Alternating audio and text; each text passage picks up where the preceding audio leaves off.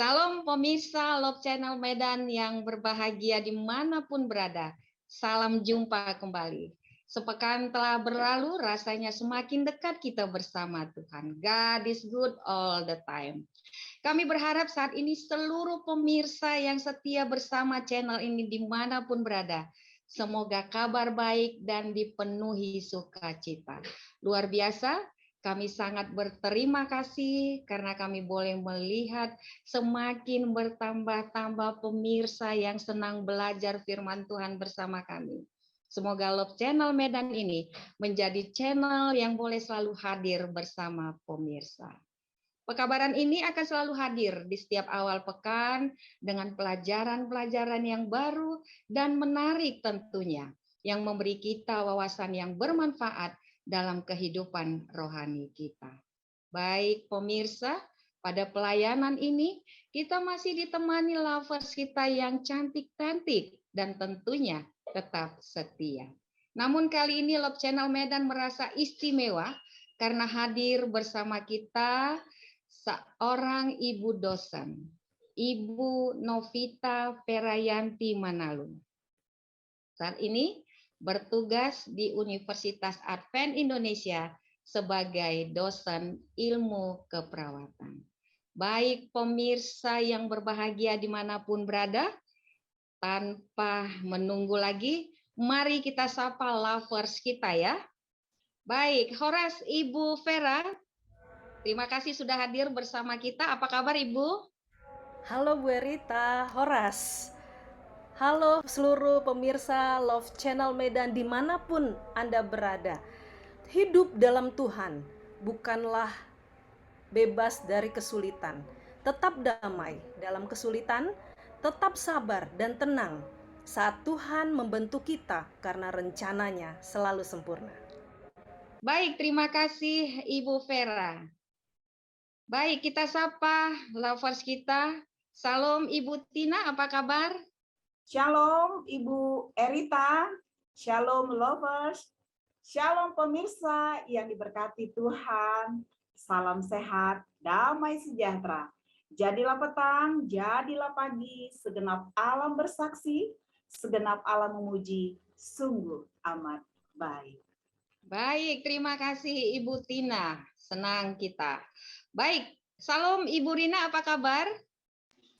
Shalom Ibu Erita, Shalom lovers, Shalom pemirsa Love Channel dimanapun berada. Biarlah orang sibuk dengan gadgetnya, mari kita sibuk dengan Alkitab kita. Mari melayani, semoga kita menjadi berkat bagi umat-umat Tuhan. Terima kasih, Tuhan memberkati. Baik, terima kasih Ibu Rina, pemirsa dan saya Erita Siburian. Mari belajar, mari berbagi. Burung Raja Wali terbang di angkasa, laksana pesawat lepas landas. Janganlah engkau berbuat dosa, karena kita sudah ditebus oleh darah Yesus Kristus. Baik pemirsa, kita akan mulai pelajaran kita. Kita siapkan seperti biasa Alkitab kita ya. Namun, mari kita awali dengan doa oleh Ibu Tina. Kita berdoa. Terpujilah Engkau Allah yang telah bersama kami saat yang indah ini. Bapa, kami saat ini telah bertemu lovers dan pemirsa di dalam kebutuhan akan firman Tuhan melalui pelajaran sekolah Sabat. Kiranya Tuhan Roh-Mu yang kudus menerangi pikiran kami, menerangi persiapan kami, sehingga acara ini, rekaman ini, puji hormat kepada Engkau saja. Berkati pemirsa yang bersama kami saat ini. Terima kasih Tuhan, di dalam nama Yesus kami berdoa. Amin. Amin, terima kasih Ibu Tina. Baik lovers dan pemirsa dimanapun berada, kembali kita di Triwulan 3 ini tahun 2022, kita akan belajar pelajaran keempat, judulnya Melihat Wajah Tukang Emas. Tentunya para lovers kita sudah mempersiapkan dengan ulasan-ulasan yang menarik. Baik, fokus pelajaran ini tertulis pada Keluaran pasal 14, Keluaran pasal 15 ayat 22 sampai 27, Keluaran 17 ayat 1 sampai 7, Amsal pasal 3, Lukas 4 ayat 1 sampai 13, 1 Petrus 1 ayat 6 sampai 9. Baik, sebagai ayat inti tertulis pada 2 Korintus 3 ayat 18. Demikian firman Tuhan. Dan kita semua mencerminkan kemuliaan Tuhan dengan muka yang tidak terselubung. Dan karena kemuliaan itu datangnya dari Tuhan yang adalah roh, maka kita diubah menjadi serupa dengan gambarnya dalam kemuliaan yang semakin besar. Baik pemirsa, fokus pada pelajaran ini, kita masih pada cawan lebur pemurnian. Kita akan mendapatkan pelajaran tentang pembangunan tabiat dan karakter. Baik, tentunya para lovers kita akan menjelaskan hubungan antara cawan lebur dan pemurnian. Di mana pada pemurnian, di situ membutuhkan standar yang merupakan cerminan sempurna, yaitu gambar Allah melalui perantaranya Yesus Kristus. Dan pada pelajaran ini ada 4 tema utama yang disoroti. Apa itu? Pertama, peran penting penderitaan dalam proses pembentukan dan pemurnian karakter. Kedua, peran penting pembentukan karakter dalam pemulihan citra Allah pada manusia. Yang ketiga, peran penting pembentukan karakter mengetahui yang baik dan yang jahat. Dan yang terakhir, yang keempat, peran penting pemurnian dan kedewasaan yang dicapai individu dalam masyarakat. Baik lovers dan pemirsa, mari kita dengarkan ulasan demi ulasan daripada lovers kita. Baik, saat ini mari kita dengarkan ulasan dari Ibu Rina tentang menurut gambarnya. Silakan Ibu Rina. Baik, terima kasih Ibu Erita. Kita sampai pada judul menurut gambarnya. Pada mulanya Allah menciptakan kita menurut gambarnya. Kita boleh baca Alkitab kita, Kejadian 1 ayat 27. Tetapi sayang, gambar itu telah dirusak oleh dosa. Namun keinginan Allah adalah mengembalikan kita seperti semula. Itu merupakan rencana Allah, bahwa mereka yang mau menyerahkan hidup kepada Roh Kudus dapat menjadi serupa dengan gambar anaknya. Roma 8 ayat 29. Pelajaran kita 1 minggu ini temanya melihat wajah tukang emas. Menceritakan bahwa emas yang murni itu akan menunjukkan wajah si pembuat emas. Saat itu terlihat, maka emas itu murni. Sekarang pertanyaannya, kapan manusia itu memantulkan karakter Kristus? Ingat, karakter Kristus itu seperti lemah lembut, murah hati, suka melayani, dan mau berkorban. Yaitu ketika seseorang itu menghadapi ujian atau cobaan yang begitu pahit dalam kehidupan, maka orang itu terlihat teguh pendiriannya, percaya diri, dan rendah hati. Tetapi sebagai seorang Kristen, kita tidak boleh lupa bahwa kita berada di tengah-tengah drama alam semesta. Ada pertentangan besar antara Kristus dan iblis sedang berlangsung di antara kita. Peperangan ini mengambil berbagai bentuk dan dimanifestasikan dalam banyak cara. Meskipun banyak yang tersembunyi, kita dapat memahami sebagai pengikut Kristus, kita memiliki peran dalam drama ini yang membawa kehormatan bagi Kristus melalui kehidupan kita. Firman Tuhan berkata, demikianlah hendaknya terang bercahaya di depan orang supaya mereka melihat perbuatanmu yang baik dan memuliakan Bapamu yang di sorga. Aplikasi pelajaran ini bagi kita adalah orang yang dapat membawa kehormatan bagi Kristus adalah orang yang punya pengalaman terbiasa hidup saleh, bergantung kepada Tuhan. Pengalaman hidup mereka membuktikan bahwa mereka setia dari awal dan gambaran Tuhan terpancar dalam kehidupan mereka. Contohnya siapa? Ayub dan orang-orang saleh lainnya. Terima kasih Ibu Rita. Baik, luar biasa ya Ibu Rina ya. Kita sudah mendapatkan ulasan tentang menurut gambar Allah. Baik, Ibu Tina akan menyampaikan ulasan iman di tengah api pemurnian. Silakan Ibu Tina. Baik, terima kasih Ibu Erita. Pemirsa yang diberkati Tuhan, saat ini saya senang dengan ulasan istimewa yang berjudul Iman di Tengah Pemurnian. Ya, pemirsa, pelajaran yang kami sampaikan ini sangat berkaitan.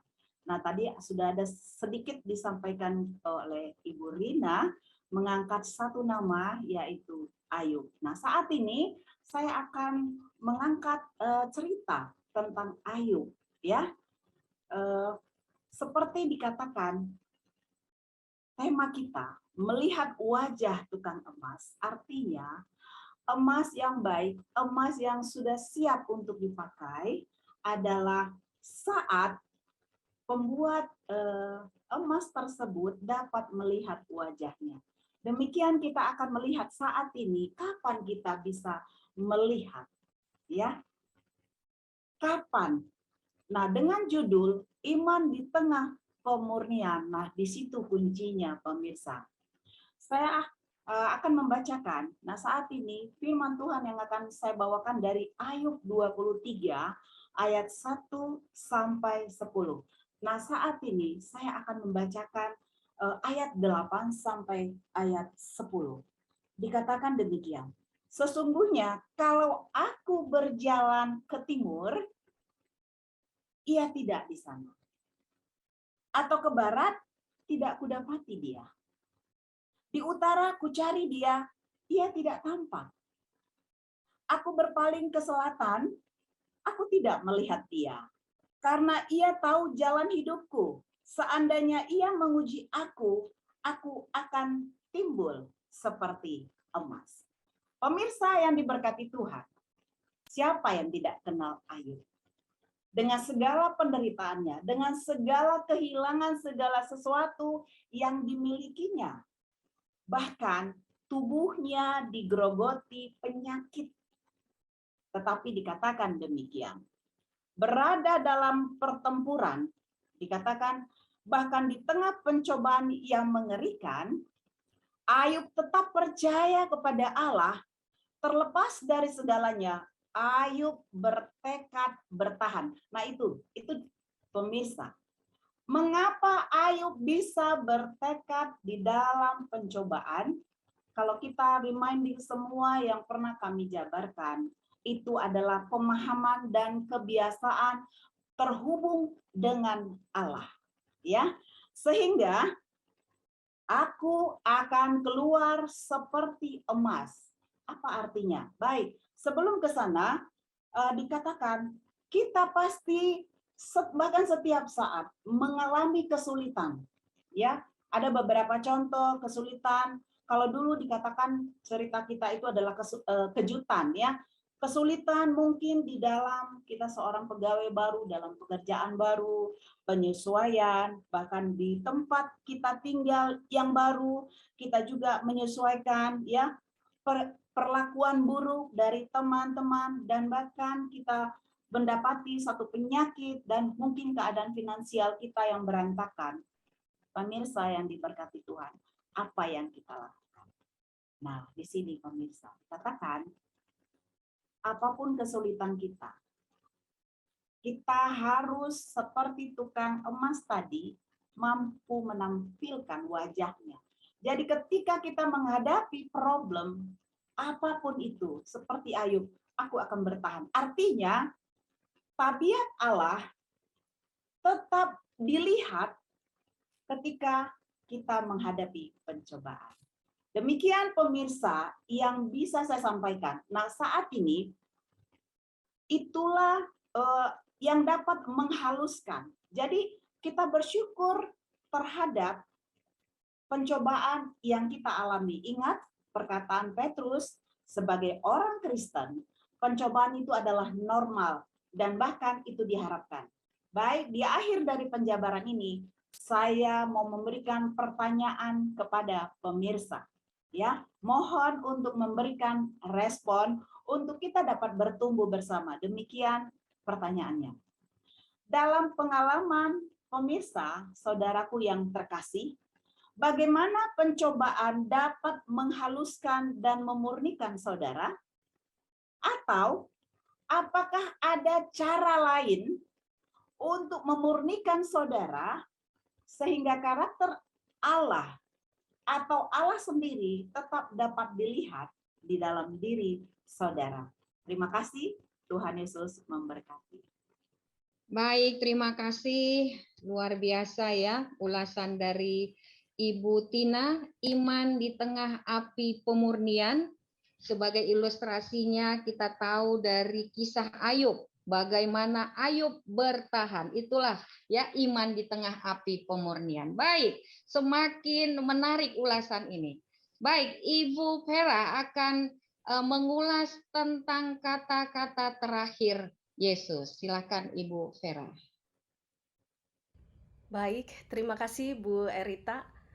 Ini sangat menarik lagi, lebih spesifik lagi dalam pelajaran kita sepanjang triwulan keempat, pelajaran keempat ini, di mana tadi bagaimana Allah sendiri punya rencana setelah manusia jatuh dalam dosa, mengembalikan petanya itu menurut rupa dan wajahnya, seperti Ia menciptakan di awalnya. Dan pelajaran yang disampaikan oleh Bu Tina, bagaimana penderitaan-penderitaan yang dialami oleh orang-orang dulu, salah satunya adalah Ayub, dan ia boleh bertahan, dan itu bisa karena Yesus sendiri telah memberikan contoh melalui kematiannya di kayu salib, sehingga ia mampu menanggung segala dosa-dosa kita, dan kita juga diharapkan bisa mampu dengan mengandalkan Yesus yang menolong kita. Nah, di sini judul dari kata-kata terakhir Yesus menceritakan bagaimana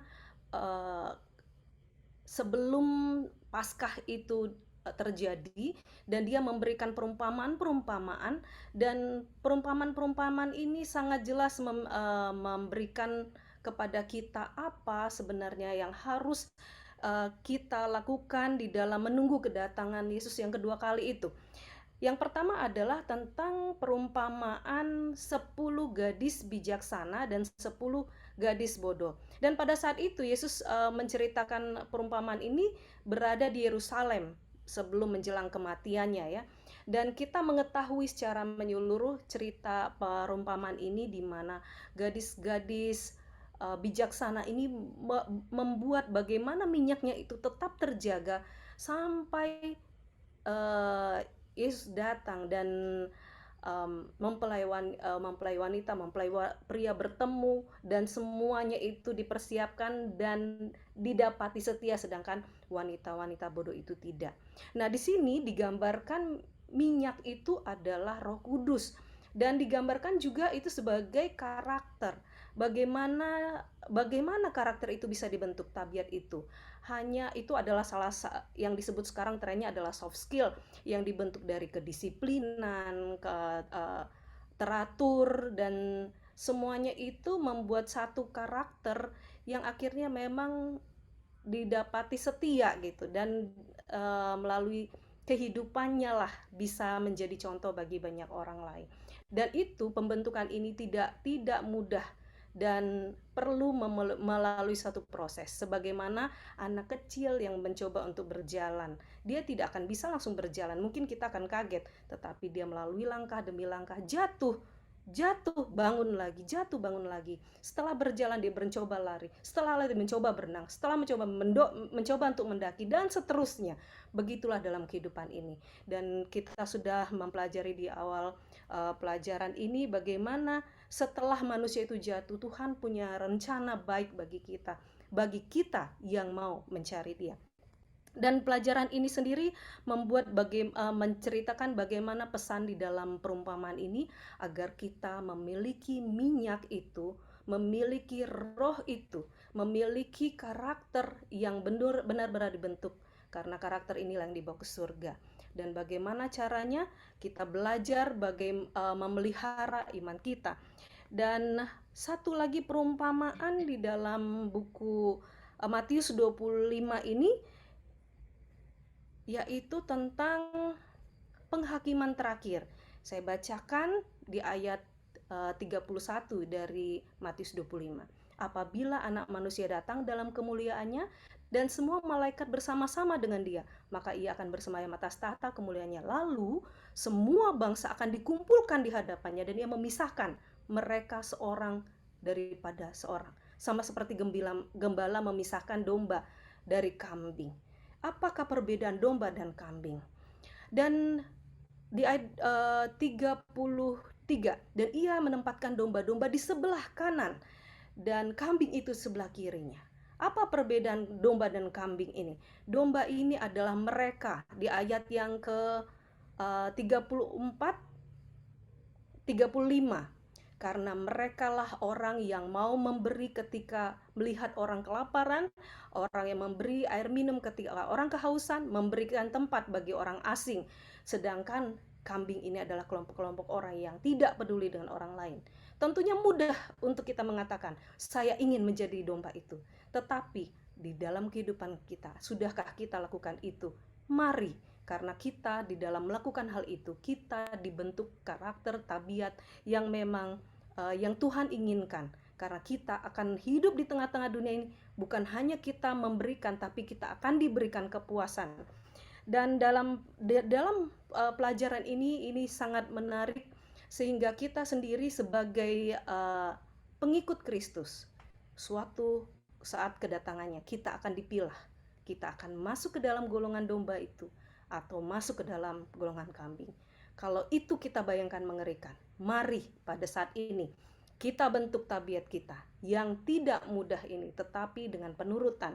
Hanya satu pemberian Tuhan yang paling besar, yaitu Roh Kudus, di mana bila kita meminta, Dia akan memampukan kita ketika kita tidak mampu untuk menjalannya. Semoga terberkati.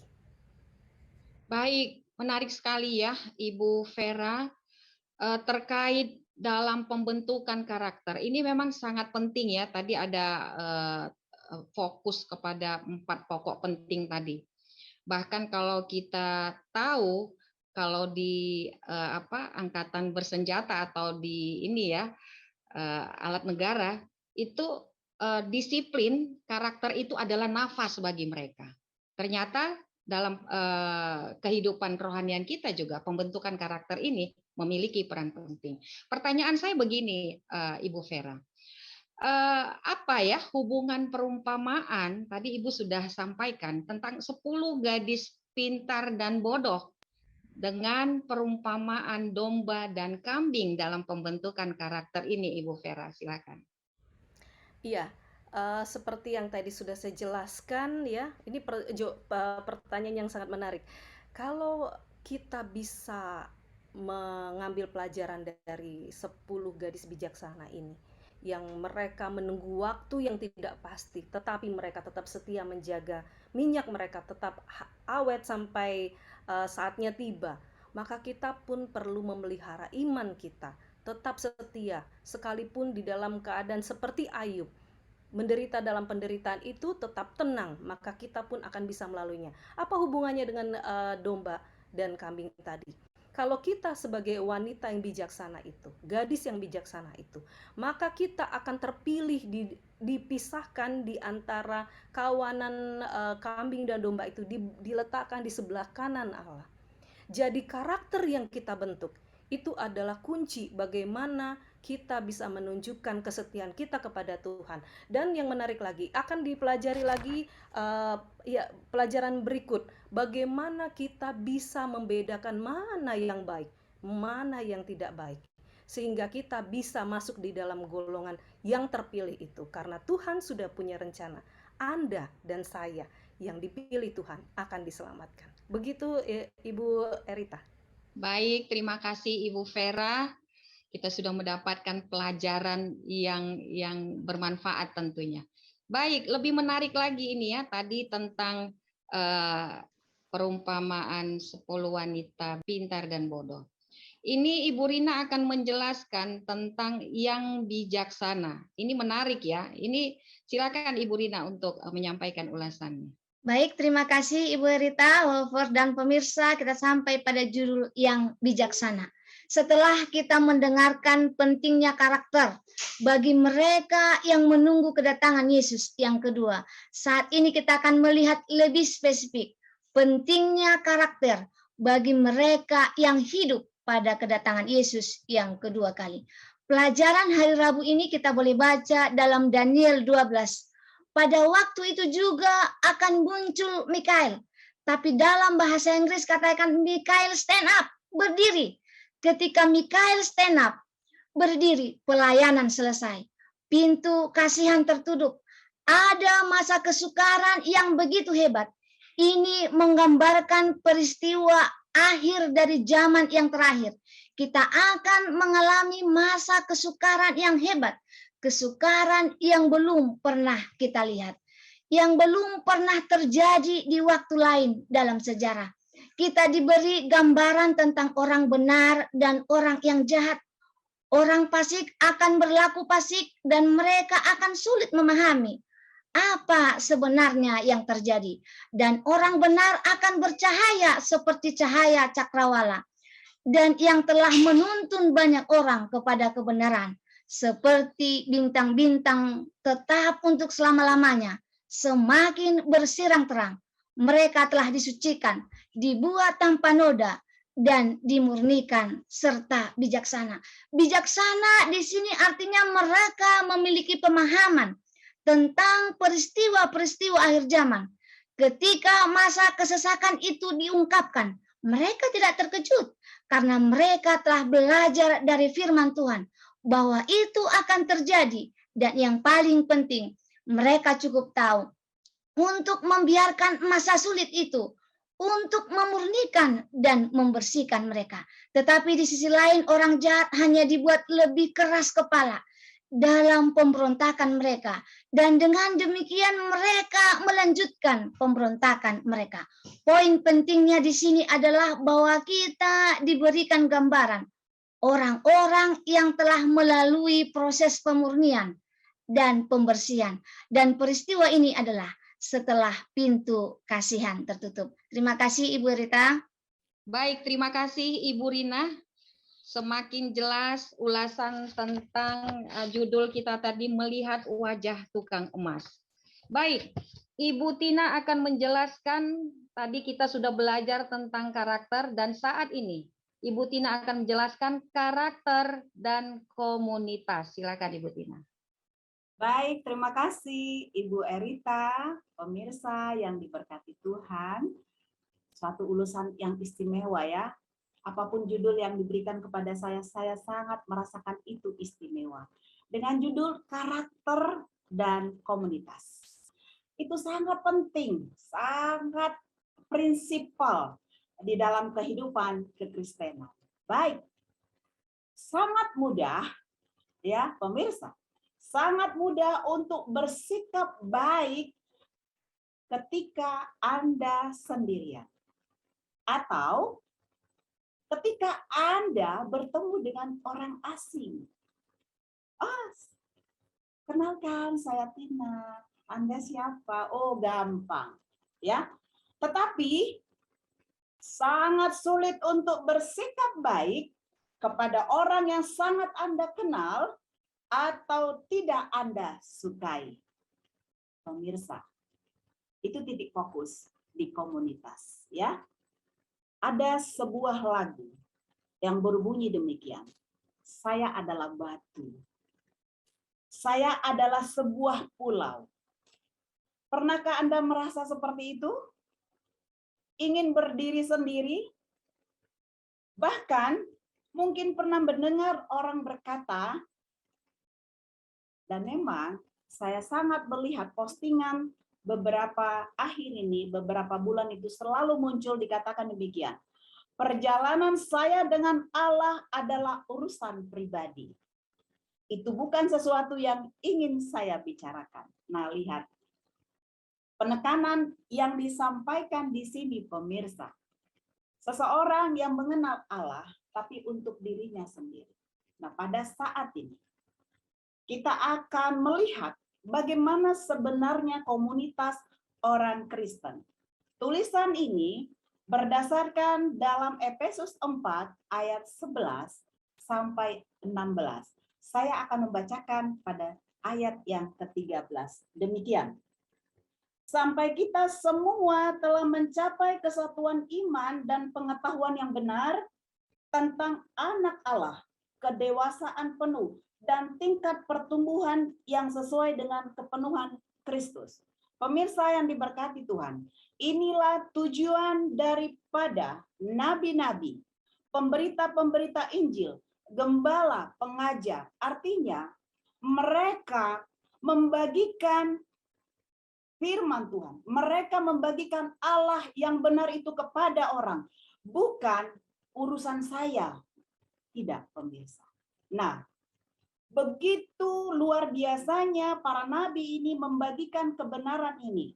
Tidak peduli mau mereka dimaki, bahkan disiksa, mereka tetap membagikan firman Tuhan. Nah, pemirsa yang diberkati Tuhan, bagaimana karakter kita di dalam komunitas? Apakah di dalam pergaulan kita dengan berbedanya pendapat, saudara tetap bersikap egois, tidak bisa menerima pendapat orang lain?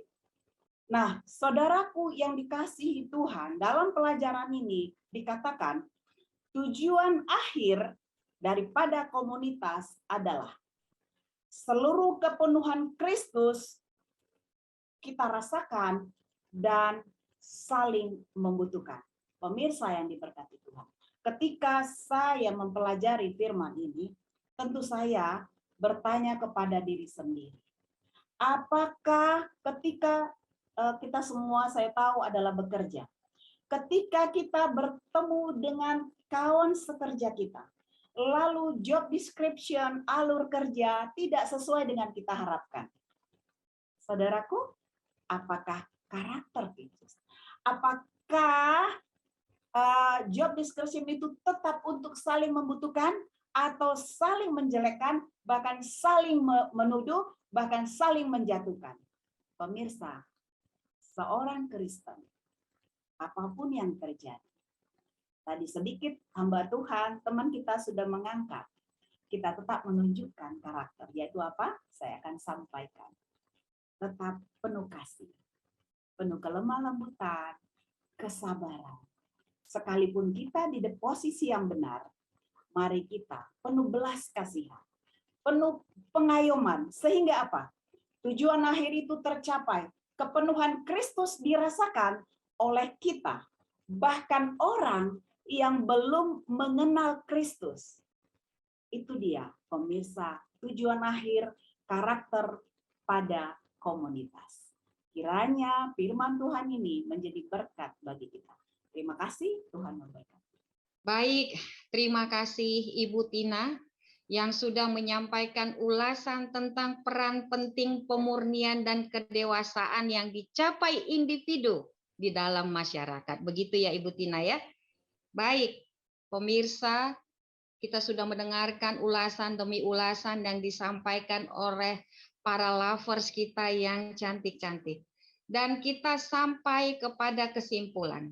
Ibu Vera akan menyampaikan kesimpulan tentang cawan lebur pemurnian dari judul Melihat Wajah Tukang Emas. Silakan Ibu Vera. Terima kasih Bu Erita. Hai seluruh pemirsa Love Channel Medan, Anda sangat beruntung telah mengikuti pelajaran ini. Karena apa? Karena ini adalah kunci bagaimana kita boleh didapati setia sampai kedatangan Yesus nanti yang kedua kali. Dan kesimpulan yang akan saya berikan bahwa pelajaran pekan ini berfokus pada cawan lebur pemurnian yang membutuhkan standar, yaitu gambar Allah di dalam kita, di mana Allah sendiri punya rencana mengembalikan petanya yang hilang sebagaimana Ia menciptakan kita. Dan selain membutuhkan standar, gambar Allah di dalam kita membutuhkan perantara yang sering digambarkan sebagai api roh suci yang memurnikan karakter kita yang dilambangkan dengan minyak pelita. Pembangunan tabiat adalah tugas terpenting yang dipercayakan kepada manusia. yang perlu dibentuk melalui proses dan disempurnakan melalui penderitaan dan pemurnian. Karena ini tidak didapat secara otomatis, melainkan diusahakan. Dan bagaimana mengusahakannya sudah kita pelajari tadi, melalui menyiapkan, mempertahankan iman, melakukan yang baik sampai saatnya tiba nanti. Hidup di tengah komunitas akan sangat membantu, baik pembentukan tabiat maupun orang di sekitar kita. Paulus mengatakan bahwa sebelum kepenuhan Kristus dinyatakan dalam komunitas, Efesus 4 ayat 12 menjelaskan bahwa orang kudus harus diperlengkapi bagi pekerjaan pelayanan dan bagi pembangunan tubuh Kristus. Dan tubuh Kristus itu terdiri dari banyak anggota, di mana masing-masing memiliki tugas, masing-masing diberikan talenta yang berbeda. Puji Tuhan, kita sudah dilatih bagaimana untuk menjadi menyampaikan pekabaran baik, sehingga itu tidak menjadi keegoisan saya, tetapi membagikan berkat bagi orang lain, sehingga lebih banyak lagi orang-orang akan diselamatkan. Melalui teladan Yesus, kita diajar untuk tabah menanggung segala sesuatu demi keselamatan kita. Pemberian tertinggi kepada manusia yaitu Roh Kudus, dan Roh Kudus ini adalah yang kita butuhkan, kebutuhan yang paling besar kita. Maka kita harus memintanya kepada Tuhan. Karena apa? Karena tanpa Roh Kudus maka kita tidak mampu. Dan dengan Roh Kudus kita dimampukan dalam segala pencobaan, baik di lembah paling bawah sekali ataupun di dalam ketidakpedulian orang lain, kita akan dibantu untuk bangkit dan tetap semangat menanti kedatangan Tuhan yang kedua kali. Dan hanya dengan cara demikian, karakter dan kepribadian diubah menjadi selaras dengan Kristus untuk dimenangkan bagi surga. Saya suka membaca tulisan Ellen G. White, Testimonies for the Church, jilid 4 halaman 84-86. Dia tahu yang dibutuhkan untuk memurnikan logam mulia agar dapat memantulkan pancaran kasih ilahinya. Jadi tidak setiap orang diperlakukan sama di dalam memurnikan iman kita. Tetapi bagaimana cara Tuhan, marilah kita ikuti dan kita imani. Dia sendiri telah mati bukan karena dosanya, tetapi karena dosa manusia. Maka Tuhan juga akan memampukan kita seperti Ayub, dan kita minta Roh Kudus untuk dapat melakukan segala sesuatu yang Tuhan inginkan. Dan bukan hanya kita yang dimenangkan, kita harus memenangkan orang lain. Tuhan memberkati.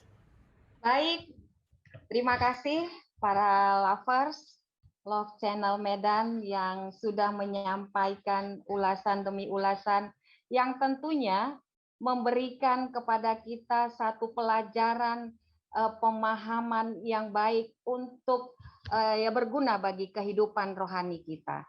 Semoga Roh Kudus menolong seluruh para pemirsa dimanapun berada. Sekali lagi terima kasih para lovers kita. Baik pemirsa yang berbahagia dimanapun berada. Tentu kita mendapatkan satu sukacita yang indah. Kita sudah mendapatkan pelajaran firman Tuhan yang indah pada saat ini. Karena dari judul melihat wajah tukang emas, kita sudah mengetahui siapa tukang emas itu. Tadi kita sudah mendengarkan penjelasannya. Terima kasih sekali lagi pemirsa, kami tetap akan hadir sepekan mendatang. Kiranya kami boleh hadir di setiap pemirsa dimanapun berada.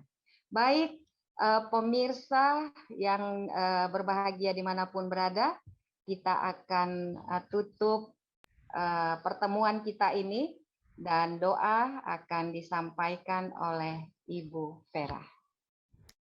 Baik, mari kita tunduk kepala dan kita berdoa. Terima kasih Bapa di surga yang telah memberikan kesempatan pada saat ini kami boleh mendengar dan belajar pelajaran yang Tuhan pesankan melalui pelajaran sekolah Sabat. Kami ingin dimurnikan sebagaimana Engkau telah memurnikan orang-orang yang terangkat ke surga. Kami ingin menjadi wanita atau gadis bijaksana dan dipilah ke sebelah kanan Bapa ketika penghakiman itu tiba, sehingga kami boleh dimenangkan masuk surga. Dan kebutuhan kami yang terbesar adalah kecurahan Roh Kudus. Tuhan, kami adalah manusia yang lemah, dan kami tidak pernah bisa memprediksi kehidupan kami. Ketika kami mampu, tiba-tiba kami gagal dalam kehidupan kami. Oleh karena itu ya Bapa, kami mau Tuhan akan memimpin kami dalam kehidupan kami. Dengan Roh Kudus Tuhan yang memampukan kami, kami akan dibentuk di dalam karakter kami melalui penderitaan-penderitaan yang Tuhan izinkan. Kami tidak akan mengeluh Tuhan, tapi mampukan kami, berikan Roh Kudus Tuhan, sehingga kami boleh bangkit. Dan seluruh umat Tuhan yang telah mengikuti pelajaran ini dimanapun mereka berada, Tuhan mengetahui pergumulan masing-masing mereka. Tuhan, berikan mereka Roh Kudus Tuhan, mampukan mereka untuk dapat menghadapi segala kesulitan hidup. Karena kami sekarang menyadari, sekarang kami tahu bahwa itu adalah bagian dari pemurnian hidup kami, agar kami boleh didapati setia, dan minyak itu masih ada sampai kedatangan Tuhan yang kedua kali. Dan kami mohon ya Bapak, kami tidak akan pernah mampu, tidak akan pernah jadi sempurna untuk dapat melayani orang lain. Tapi kami meminta Tuhan mampukan kami. Sekecil apapun talenta yang kami punya, jadikan berkat bagi banyak orang lain. Tuhan, kami percaya rencana Tuhan bagi kami indah, dan seluruh pemirsa dimanapun mereka berada. Dan kami percaya bahwa kami akan sama-sama terangkat ke surga pada saat kedatangan Yesus kedua kali. Oleh karena itu kami percaya Tuhan akan mendengar dan menjawab doa kami, dan jadikan berlipat ganda segala kebaikan dan kebenaran yang telah kami miliki, dan banyak orang yang telah mendengar kebaikan ini. Yesus akan segera datang. Terima kasih ya Bapak. Terima kasih untuk Love Channel Medan yang menjadi berkat bagi banyak orang lain. Engkau berkati Ibu Erita, Ibu Tina, Ibu Rina di dalam pelayanan mereka, dan juga tim yang membuat acara ini dapat berjalan dengan lancar dan menjadi berkat. Terima kasih Engkau telah mendengar dan menjawab doa kami. Kami serahkan semuanya ke dalam tangan-Mu, di dalam nama Yesus kami berdoa. Amin. Amin. Terima kasih Ibu Vera.